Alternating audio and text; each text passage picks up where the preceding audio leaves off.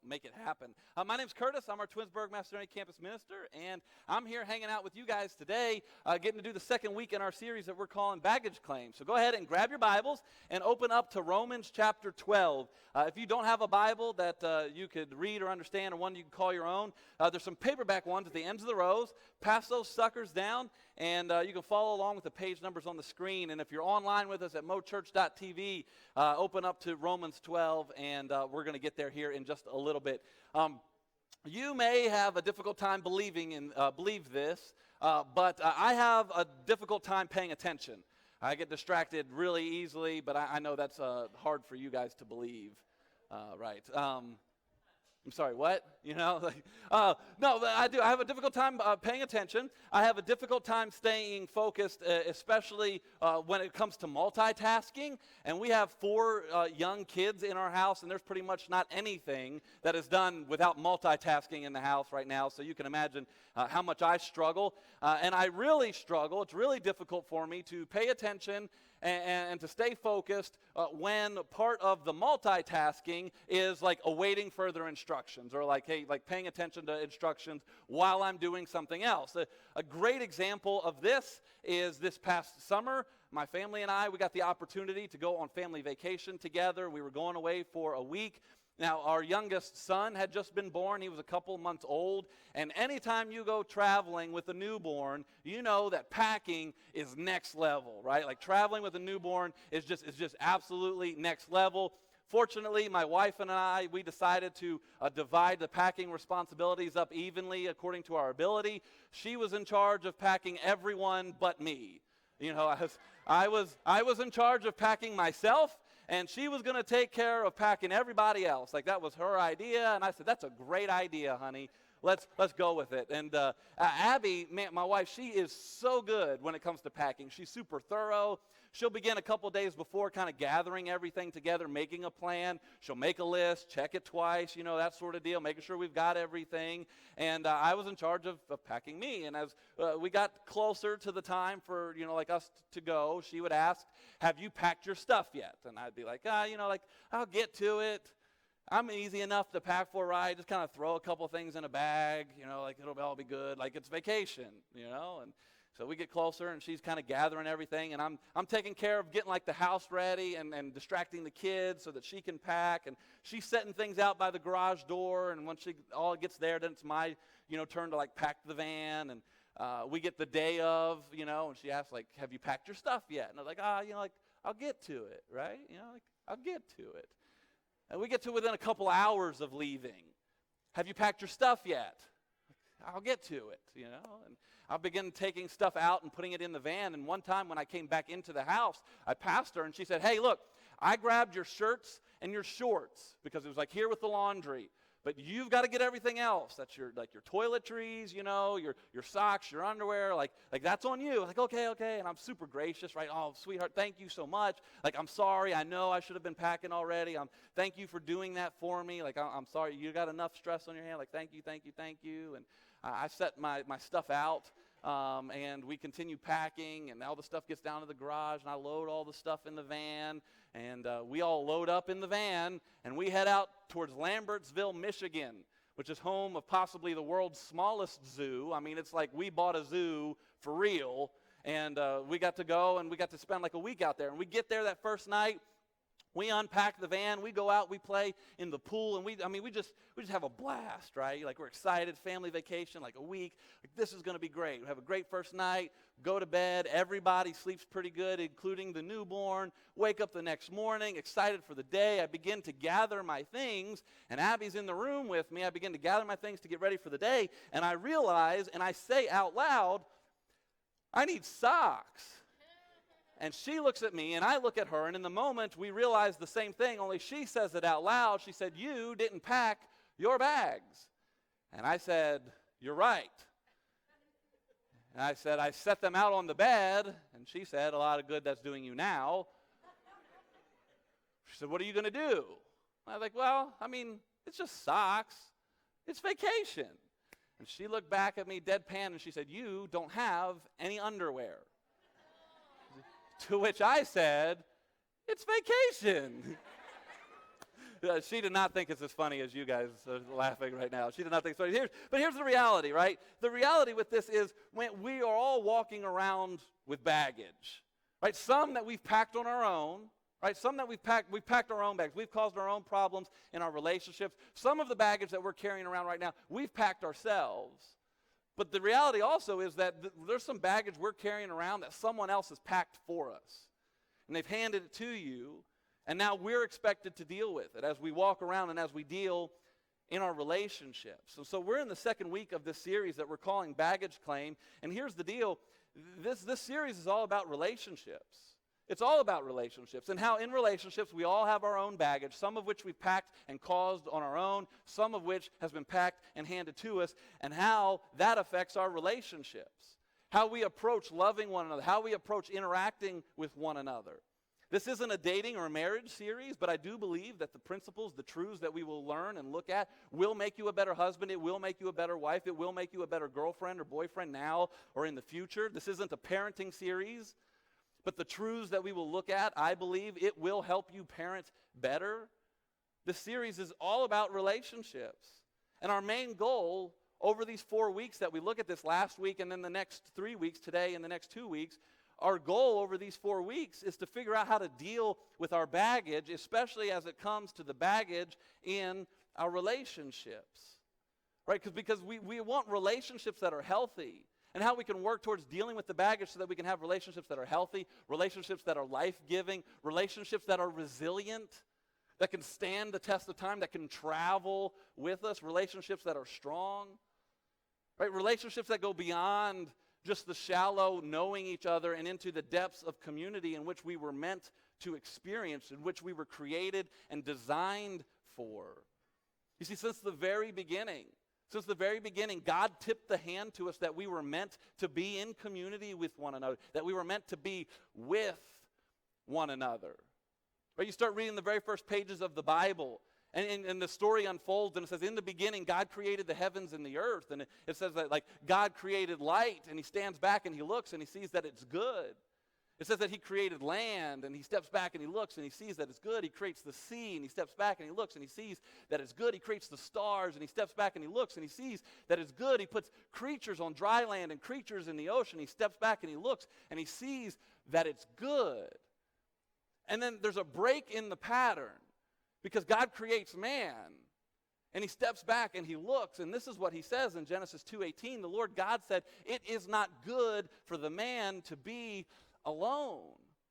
And so God gave us each other, right? And God gives man the gift of wife, and the two become a partnership in community with one another. But even in the very beginning, it doesn't take very long for baggage to enter into our relationships. The first brother pair, Adam and Eve, have two sons named Cain and Abel, and Cain kills his brother Abel because of jealousy. Baggage. Baggage is now around the family dinner table. And so this morning, I want to show you what a guy named Paul, his advice, his wisdom to us from the Bible.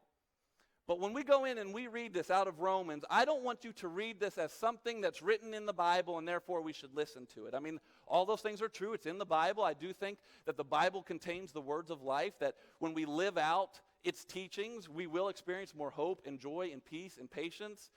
But I don't want you to read this as just something out of the Bible, because that's not what it was originally written as. What we're going to read this morning was originally a letter written by a guy named Paul. And there was so much advice, and there was so much wisdom, there were so many words of life that were found in this letter that it was copied and shared and copied and shared and copied and shared, because so many people were experiencing such life like Jesus talked about, that they were like, everybody's got to know this. And so they copied and shared this letter, to where eventually we find ourselves reading and trying to learn its wisdom today. Originally, this was a letter written by a guy named Paul, who knew all too well about baggage in relationships.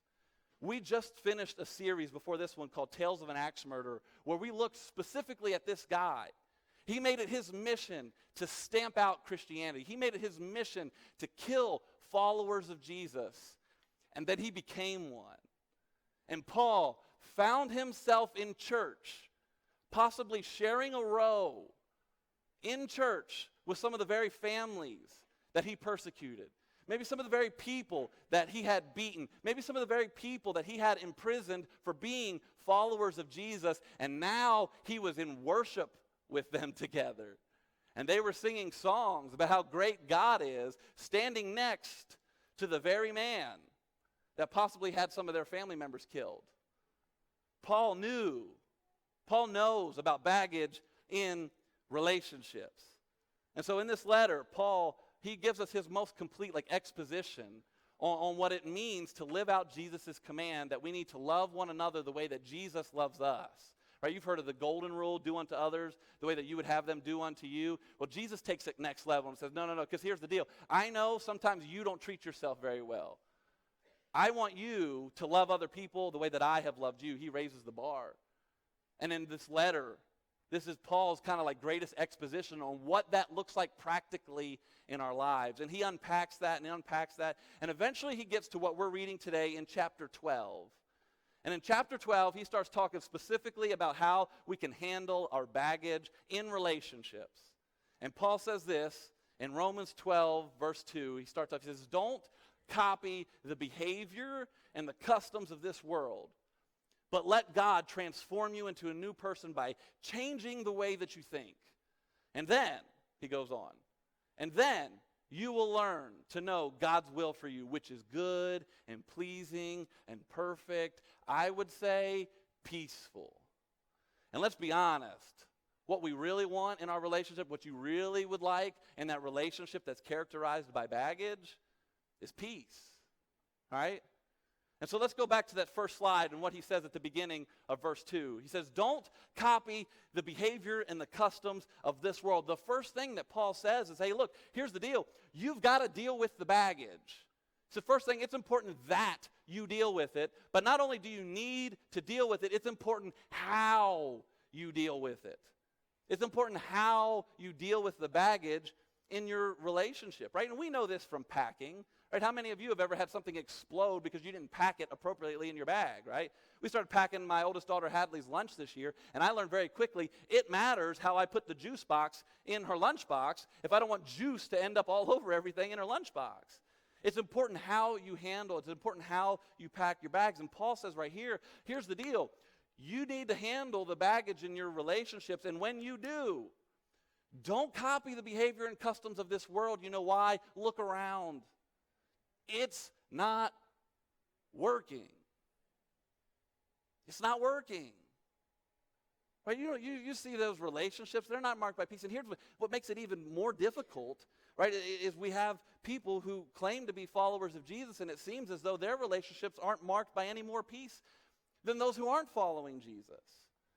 And I would argue it's because we're not letting God transform into a new person. We're not letting him change the way that we think and how we approach those relationships, right? You've got to approach them with the right tools, with God's wisdom, right? The right tool makes all the difference in the world with how you can handle a problem, right? So one time, before I worked for Momentum, I helped build and remodel homes, and one time we were remodeling a home, and a lady was returning from a long vacation trip, and we were supposed to have this kitchen model redone, and we were really buttoned up. I mean, she was getting home that day, and we were supposed to have things finished.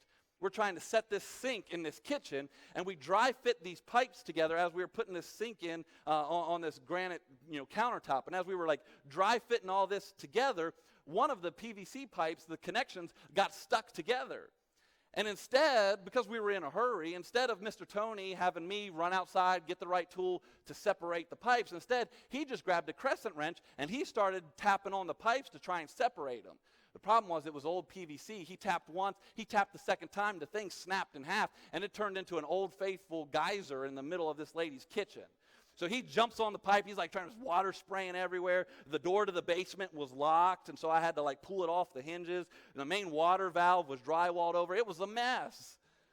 And a job that was already delayed got delayed even further because we didn't take the time to get the right tool.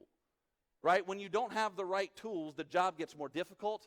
It takes a lot longer, and you most likely don't complete the job to the ability that you would be able to if you took the time to use the right tool. This is true in construction, and this is so true for how we deal and handle our baggage in relationships. When you don't have the right tools, it's a lot more difficult. It gets a lot messier to build and maintain real, life-giving, healthy relationships. And the worst part about this is we've already kind of unpacked this last week, is a lot of times it's not your fault that you weren't handed the right tools. Right? A lot of times we have problems with like how our family and our upbringing and what our relationships were like growing up, the tools that we were handed to deal with conflict, they make a big difference. And Dan, our lead minister, he unpacked a lot of that last week in our family tradition sermon. But sometimes, maybe you were lucky enough and blessed to have a good family background.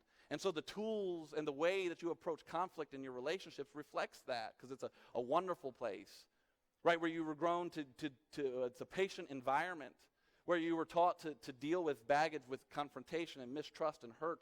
The way you approach it reflects a good, healthy, loving family. But a lot of times, most of the time, we've got bad relationships, bad experiences that lead us to not handling our baggage well, right? Maybe you grow up in an environment where the conflict wasn't handled well. It was a conflict avoidant environment. And so you do everything that you can to run from conflict and stiff arm, and you figured the further you get away, sooner or later it'll just go away. Or maybe you grew up in a conflict aggressive environment where it was like, man, you were finding conflict around every corner, and in some cases just making it up. And all of those things just go in just to adding to the baggage. Like I said, Dan talked a lot more about that last week. One of the things we don't like to talk about is how much media affects how we approach the baggage in our relationship. Right now, the latest study done says that the average person consumes 11 hours of media per day. That's TV, that's social media, that's movies, that's apps. Man, and when you contrast that with how much time we spend in the Bible, like it's no wonder our relationships are marked by so much baggage. And that doesn't even take into account the celebrities, right? The celebrated celebrities that we see, and how past relational hurts change the way that we approach our baggage. And so then the question becomes, well, all right, Paul, so what do we do?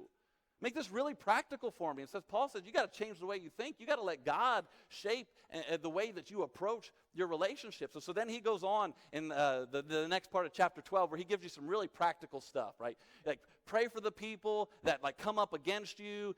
Don't be too proud to go and tell somebody when they hurt you. Don't be too proud to go and admit when you were wrong and work it out together. And then he like begins to sum up his advice with what I feel like is the most pie-in-the-sky advice there ever would be. And you're like, of course this would be in the Bible. Paul sums up his like practical way to approach the baggage in our relationships with this. He says in the end of verse 18, he says, live at peace with everyone. And you're like, okay, Paul, guess you never had in-laws, Guess you never had Thanksgiving dinner with my family. Paul, great, live at peace with everyone. I guess you never had that annoying boss. You never had that lazy employee. You never had that annoying neighbor, Paul. This seems like the epitome of pie-in-the-sky goals. And this is where I think it's so vital to remember who it is writing this letter, and to whom he's writing it. This is Paul, the same guy that very likely wrote this letter to a group of people that may have been beaten and imprisoned because of him. You want to talk about baggage? Paul gets baggage. He's now sitting in church alongside some of these very people. And Paul says, hey, what I've learned is I need to live at peace with everyone. So it's like, okay, Paul. All right, maybe you didn't have a mother-in-law, but like I get it. You know baggage, so like what else you got? I need something a little bit more than that. And so Paul actually, at the beginning of verse 18, he gives some contingencies for how he lives that out. And honestly, I think they're contingencies that he's probably learned from experience. And so Paul actually begins verse 18 by saying this. Romans 12:18, he says, it is possible, live at peace with everyone. If it is possible, meaning it might not be possible. Right? It might not be. It might not be possible for you to live at peace with that person in that relationships that is characterized by baggage. It might not be possible, but it might be. So try. You see, I kind of think too, like, I like to think that maybe while Paul is sitting and he's like penning this letter, like, I think he's probably thinking of specific circumstances, specific families. That he was like, man, I never in a million years would have thought that family would have forgiven me for what I did to them while I was trying to stamp out Christianity. Like, I never thought that it would be possible that our relationship could be marked by peace. But it is. And then as he was writing, I wonder if he was also thinking about a specific family. That he was like, man, I don't know what I did to them. I thought for sure we would be able to have peace and be in church together, but our relationship's not. It's not marked by peace. I feel like Paul's saying the good news is it might be possible, but the bad news is it might not. But maybe the baggage could be unpacked, and maybe that relationship could be marked by peace. So it might be possible. So try. Right? This is true for us too, right? Like, that relationship that might not be characterized, or maybe it's characterized by this heavy baggage from some hurt they gave you long ago, or maybe it's a hurt that you gave them. Maybe that relationship could be marked by peace. A preacher named Clay Scroggins, he talks about this verse. He says this about it. He says, the pursuit of peace without the promise of peace is not a pointless pursuit. That's a lot of peas. But his point is the same as what Paul's is there. Is, man, that relationship that you just don't think, like, man, I could never have peace in this relationship. Paul's saying, and he say, the pursuit of peace is worth it. The pursuit of peace without the promise of peace is not a pointless pursuit. So Paul says, you pursue peace. You pursue peace.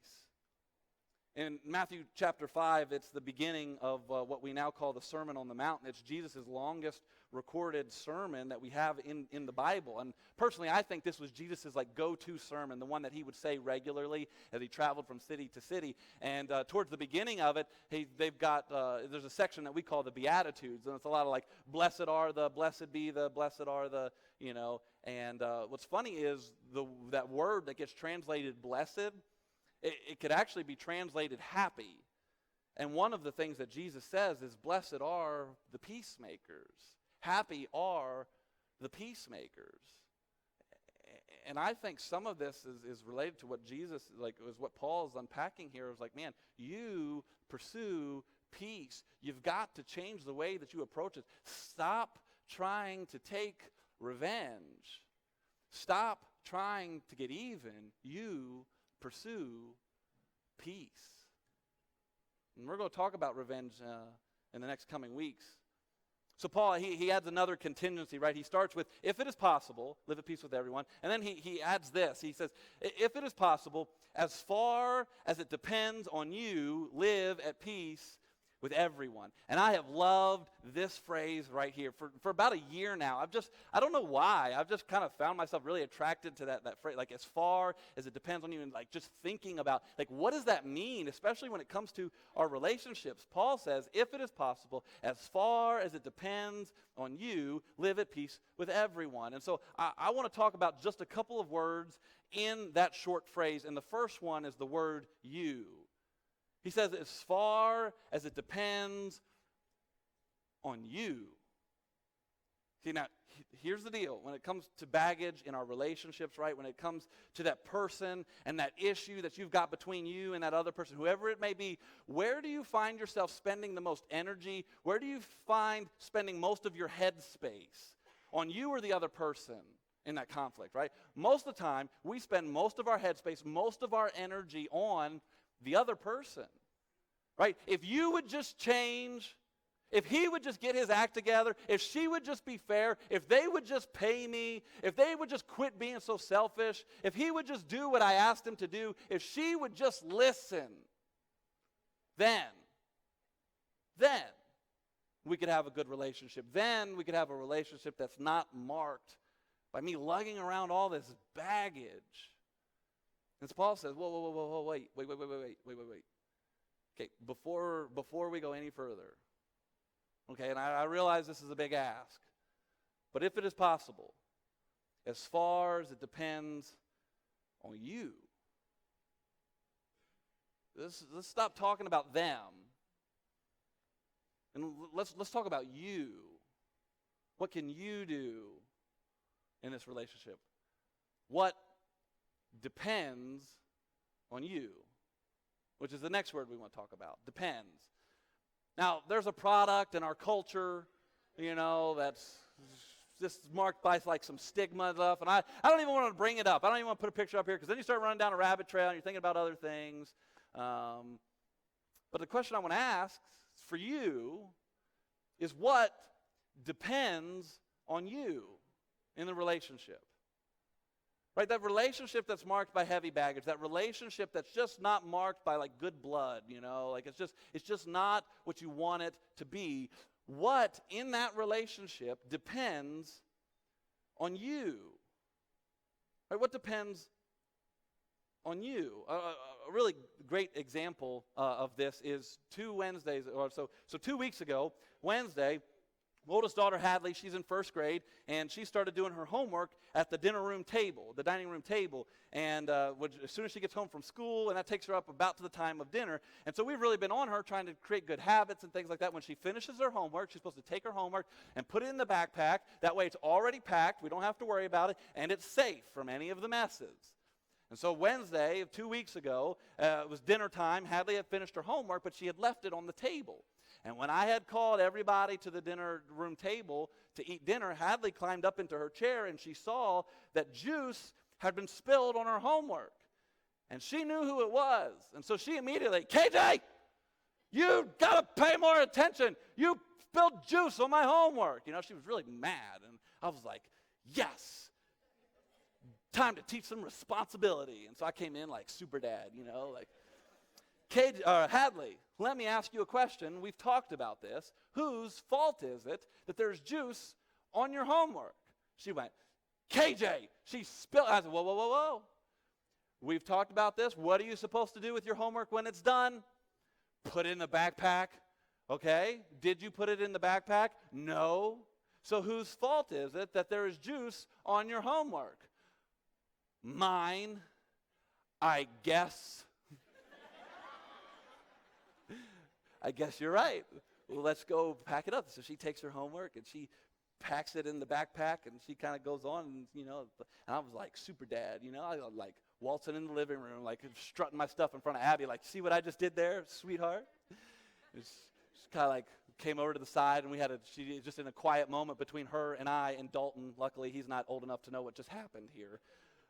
She said, I said to her, I said, man, like Hadley really like blew up on KJ. Like, where did that come from? And Abby said to me, she said, I just have you know that you said almost the exact same phrase in the exact same way on Monday when you left your work stuff on the dinner room table. To which I said, don't you go bringing that into this. It's a totally different time, Well, what depends on you, right? We've got to own our piece of the pie. And let's be honest. In a relationship, there's always more than just one piece of the pie. You've got to own your piece of the pie in the relationship, even if it's just a little tiny sliver of pie. You've got to own your piece of that pie. That great piece is going to be my piece of pumpkin pie here on Thursday, just so you know. You've got to own your piece of the pie. So as far as it depends on you. Now, see, here's the deal. Here's the reason why Paul could ask this of us, because this is a big ask, right? Like Paul, like man, this. And Paul earlier in this same letter that he writes, the reason why Paul can ask this of us is because Paul points out that this is exactly what Jesus did for us. Yeah, he writes that while we were still sinners, Christ died for us. And so Paul is able to ask us to do this because that's exactly what Jesus did for us, and that's what Paul's trying to point us to. This is how you love people, the way that Jesus loved you. And so the last word is this word far. Right? We got to own our piece of the pie. What is it that depends on you in the relationship? But Paul says, as far as it depends on you, live at peace with everyone. Meaning, there is a distance to this. There is a point in time where you can say enough is enough. And maybe you feel like you've gone as far as you can possibly go. My question for you this morning is, can you go any further? Can you take one step in the direction of dealing with that baggage in that relationship? You don't talk right now. Could you maybe send a text to check in? You agreed to go to counseling at one point in time, but you never made the appointment. Can you call and schedule the appointment this week? Are you open to the idea that maybe you may be able to do one small step to move in the direction of handling your baggage? And if you're in here and you're wondering this morning, well, wait a minute, Curtis, like when is enough enough? Like when is it not only appropriate, but it would also be responsible of me to say enough? We're going to talk about that next week, actually, where we talk about how God, in his wisdom, talks about how we can put boundaries in place and teaches us to say, all right, enough. But you can have peace in your relationships. You can have peace about your baggage when you know that you've done all that you can do. Peace is possible for you when you know you've done all that you can do. And so I want to give us each a challenge, a very practical challenge that I think Paul is trying to point us to here when he says, if it is possible, as far as it depends on you, live at peace with everyone. One challenge that I think every single one of us in the room would agree, absolutely, we need more of that in our lives. We need more of this in our culture. We need more of this with each other, period. And so here's my challenge for as far as it depends on you to go out and you do this week. Now, I play golf maybe 2 times a year, and I am not a good golfer. In fact, the only times I really play is when I go out on the golf course with Abby's dad. His name is John, and John is a great golfer. John is one of those golfers that can make bad golfers like me better, because John is just methodical, like when he approaches the game, right? He just loves the game of golf. He understands it. He takes time. He's methodical. Me, I'm like Happy Gilmore, like I get out there, go to your home, ball, I'm just like trying to jack the ball down the field, But John, he's methodical. He takes his time. He takes his approach. He loves to watch golf. And I was like, And if you've ever watched golf, like the guys who are really good at golf, what do? When they get on the green and they're getting ready to putt, what do? They get down behind the ball, and they set their club up, and they look on both sides. And this is why nobody likes golf, what is he doing right now? I don't know. It's exciting. Then he stands up, and it's like, if that's not enough, what else does he do? Or what else does she do as they're looking? Then they take this long walk around. And you're like, right, this is why nobody likes golf. What are they doing? As if the perspective, really changes from one side to the other. You're like, can they not see from the other side? Maybe if they moved the golf club, they wouldn't have to walk around it. I don't know. Until one day I was out on the green, and I was lined up, and I was already plenty frustrated because golf is just not my sport, And I'm lined up, and I'm just already, fed up, and Abby's dad, John's, been giving me lots of advice, and I've been, trying to take it because I know it's good, but I'm just mad, I'm just frustrated. And I'm, lined up to hit this putt, and he goes, whoa, hey, Curtis, you're that's going to break the other way. And I'm like, John, I'm looking at it. I'm right here. And he's, standing on the other side, and he's like, come over here. I'm like, oh, my goodness. He's like, come over here. And so I took the long walk around, and I looked. And I don't know what was going on with physics in the world that day. But when I came over there and I looked at it, I was like, well, John, I don't like to admit it, but you're right. And it changed the way that I approached from the other side. See, this is what empathy is. Empathy is that long walk around to get the view from a different perspective that just might change how you approach it from your side. There's an author, her name is Brene Brown. Man, she's just brilliant. She's a researcher on this. She has done a TED Talk on it. It's one of the most watched TED Talks of all time. And in it, the work she's done on empathy is just amazing. And one researcher that she talks about is another lady named Teresa Wiseman. And Teresa, she makes empathy practical with what she calls the 4 attributes of empathy. And this is what my challenge is for you to go and do this week. This is how I think we can practically live out, as far as it depends on you, live at peace with everyone. And the first thing she says is you have to do perspective taking. All right, you have to take on their perspective. This is the long walk around the issue to try and see things from another perspective that just might change how you approach it from your side. So the perspective taking is going around and hearing what their perspective is and assuming that it's true for them. Because that's what we want done for us, right? When we say, well, hey, the way I'm feeling is, we want them to assume that that's true. So you assume that the perspective that they're giving you is true for them. The second thing that she says that we have to do is then we have to suspend our judgment. Right, where we take our feelings, like, I know how I feel about this situation. I know how I feel about what they did to me, but I'm going to take my feelings, I'm going to take my judgment, and I'm not going to say that they're not valid. I'm not going to say that they're not called for. I'm not going to say that what they did was okay. But I'm going to take my feelings, I'm going to take my judgment, and I'm going to suspend my judgment. I'm going to set that to the side so that I can take on their perspective and hear their emotion. Recognize their emotion. Because only when we suspend our judgment, only when we take the time to listen, take on their perspective, suspend our judgment, and hear them, can we then recognize their emotion.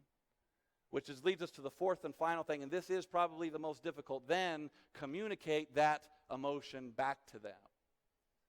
Right, to where you could say, man, of course you reacted that way. Look at what you thought I did to you. Of course you responded that way. Look at what you thought was happening. And so empathy says, I'm going to take that long walk around the issue to try and understand it so that then I can then articulate your emotion in the problem. This is very different than sympathy. Sympathy simply acknowledges an emotion. Hey, you're sad. Hey, you're angry. But empathy actually has us enter into the emotion with them, which we already talked about. We were meant to be with one another from the very beginning anyway. And we've already acknowledged that that's where we were meant to be from the beginning. Look, there's so much more that we have to unpack in this series. I hope you'll come back next Sunday. I hope you'll come back the following Sunday. I hope you'll go back and listen to the podcast. But for now, if it is possible, as far as it depends on you, live at peace with everyone. And start by be willing to take that long walk around that can give you a different perspective that just might change how you approach it from your side.